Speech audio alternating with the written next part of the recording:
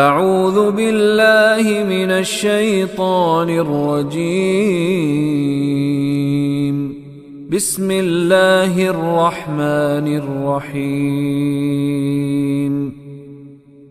وَأَنذِرْهُمْ يَوْمَ الْحَسْرَةِ إِذْ قُضِيَ الْأَمْرُ وَهُمْ فِي غَفْلَةٍ وَهُمْ لَا يُؤْمِنُونَ۔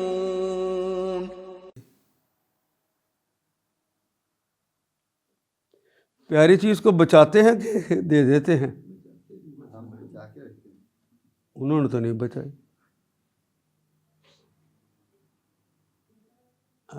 رک کے ایک بات اور بھی اپنے لیے، ہم بھی واقعی بچوں سے اندر سے اتنا ہی پیار کرتے ہیں؟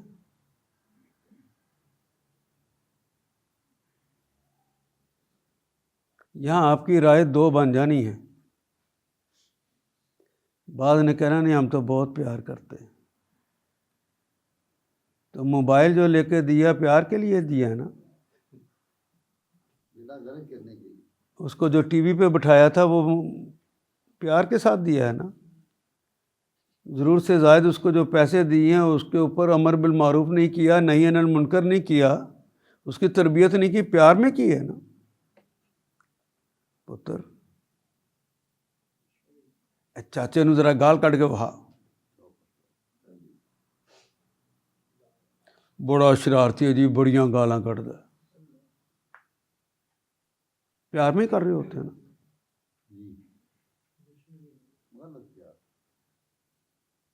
پیار ہے تو رب کے رستے پہ لگے۔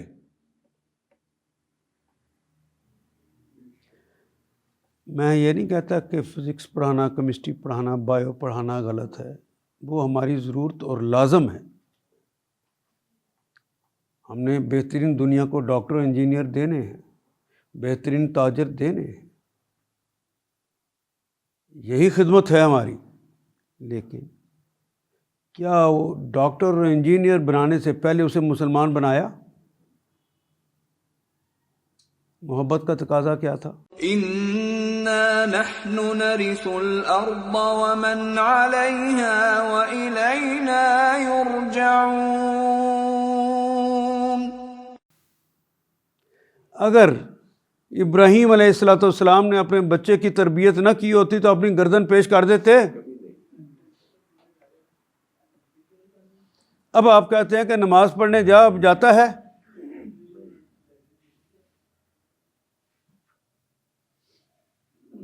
اب کہتے ہیں بیٹا اے باجیاں نال رات نوں جڑی چیٹنگ کرنا نہ کریا کر، باز آتا ہے؟ ساری رات جاگتا، آپ کے دیے اور آپ کے پیسوں سے جاگتا۔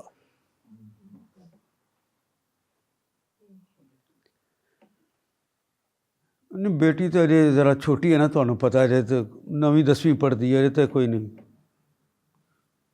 سلیو لیس کپڑے پہنوا دیے، جب کالج میں جائے گی تو اس کے سلیو لیس کپڑے جو ٹھیک ہو جائیں گے۔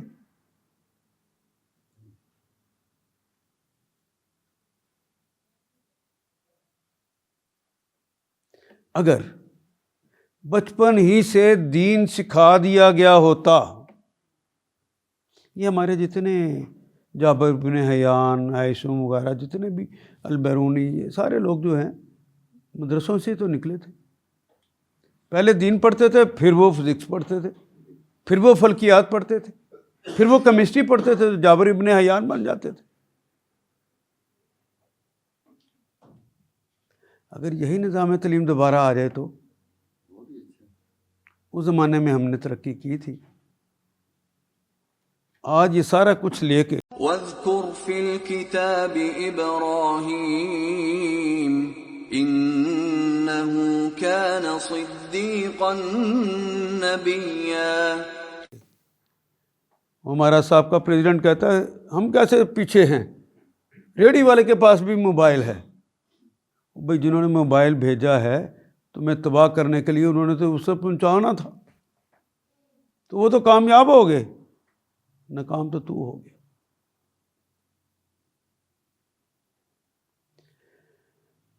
چائنا میں اس وقت بھی وہ ایک کمیونسٹ کنٹری ہے، تو کمیونزم کے خلاف کوئی بات بھی اگر موبائل پہ آ جائے، وہ چائنا کا کوئی بندہ نہیں دیکھ سکتا، اس پہ سینسر لگے ہوئے ہیں۔ ہمارے ہاں سینسر لگے ہوئے ہیں، سینسر کا محکمہ تنہائی لیتا ہے سینسر کا پروٹیکشن کے لیے۔ اس لیے وہ بھی سوچا ہی نہیں ہے کہ جن ملکوں میں یہ ایجاد ہوا ہے، جن ملکوں میں یہ بنتا ہے، ان ملکوں میں آج بھی کال کا ریٹ بھی زیادہ ہے اور یہ دیکھنے کا بھی ریٹ زیادہ ہے، مہنگا ہے وہاں پہ موبائل۔ آپ کے ہاں کیوں انہوں نے سستا کر دیا ہے؟ آپ سے محبت بڑی ہو گئی ہے۔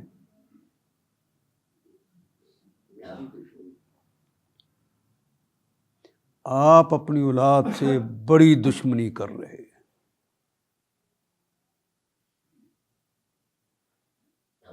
یہ پڑھنے کا فائدہ تب ہے جب آپ موبائل کو اپنے کنٹرول میں بھی رکھ سکیں۔ موبائل کے اندر اللہ تعالیٰ نے معجزاتی قوتیں رکھی۔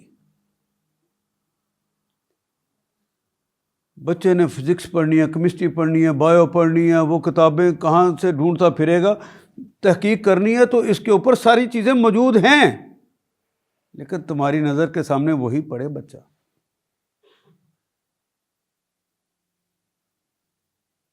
بری چیزیں نہ دیکھیں۔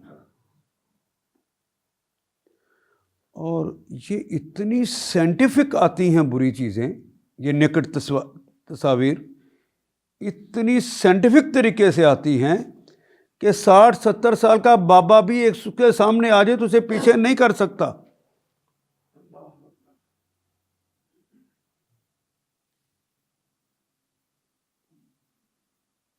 تو 18-19 سال کا بچہ کیسے کر لے گا، وہ بچی کیسے کر لے گی؟ نسلوں کو آپ بگاڑ رہے ہیں۔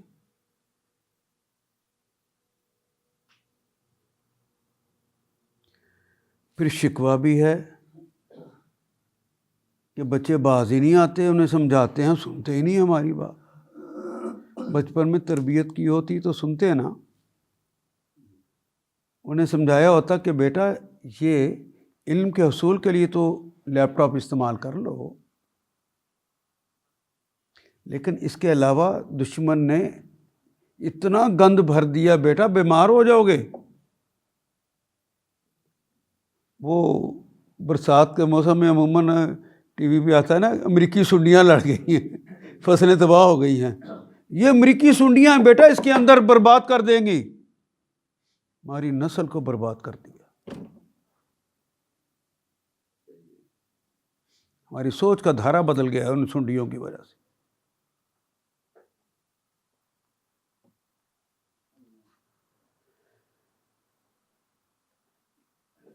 یاد کرو حضرت اسماعیل کو، یہ صرف کہانی سنانا مقصود نہیں تھی، یہ تاریخ کی کتاب تو ہے نہیں۔ یہ تو اس طرح ابراہیم علیہ السلام نے اپنے بچے کی تربیت کی تھی۔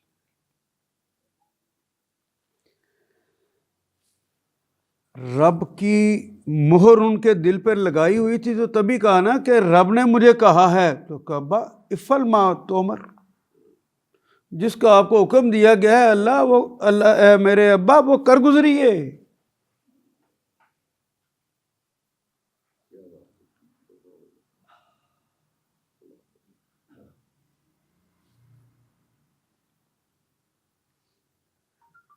اللہ اکبر۔ میں ویسے آگے بڑھنے لگا تھا، لیکن دماغ میں یہ بات آئی کہ یہ اسماعیل کن کے گھر آتا ہے؟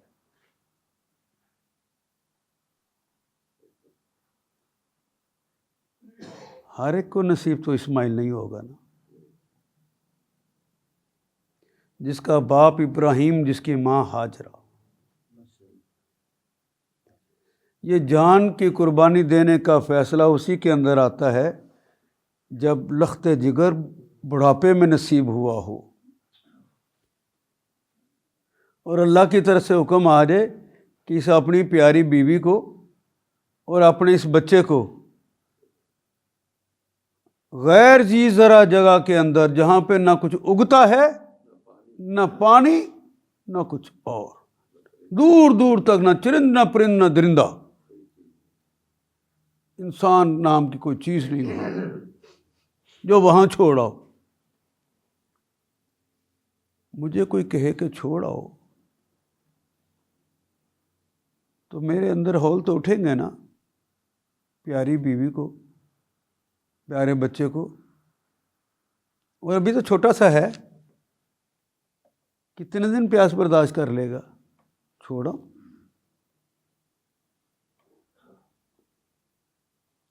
سوچا انہوں نے؟ انہیں کے گھر ایسے بچے پیدا ہوتے،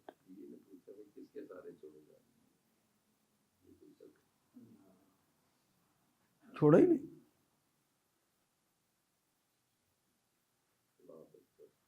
ہاجرہ کہ عجیب بات ہے، کتنے دن ہو گئے ہیں نہ کچھ کھانے کو نہ کچھ پینے کو،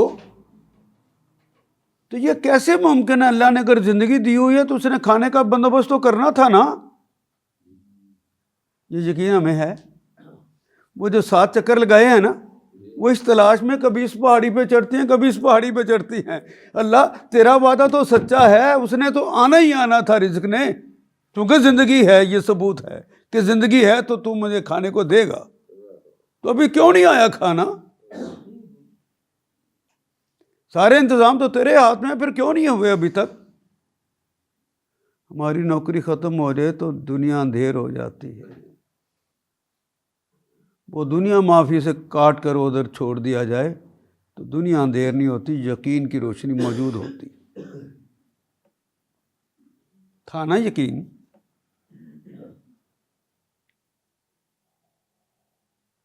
پھر جو اللہ کے لیے کام کرتے ہیں اللہ انہیں اکیلا چھوڑ دے گا؟ جی، وہ بچہ روتے ہوئے ایڑی مار رہا ہے، زمزم نکل آیا ہے۔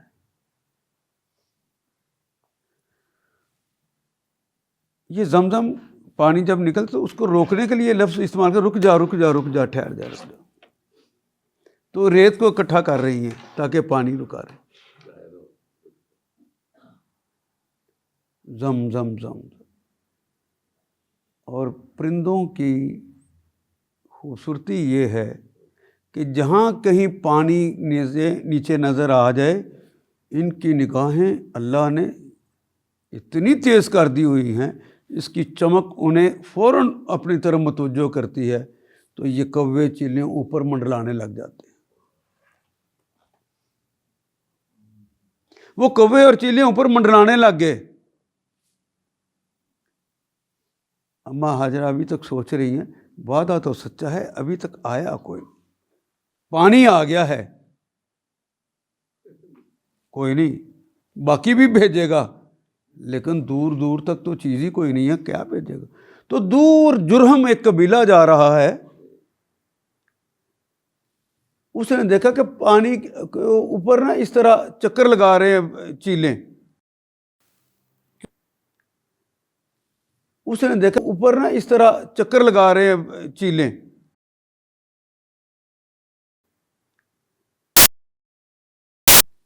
اس نے دیکھا اوپر نا اس طرح چکر لگا رہے ہیں چیلیں، اس نے دیکھا اوپر نا اس طرح چکر لگا رہے ہیں چیلیں،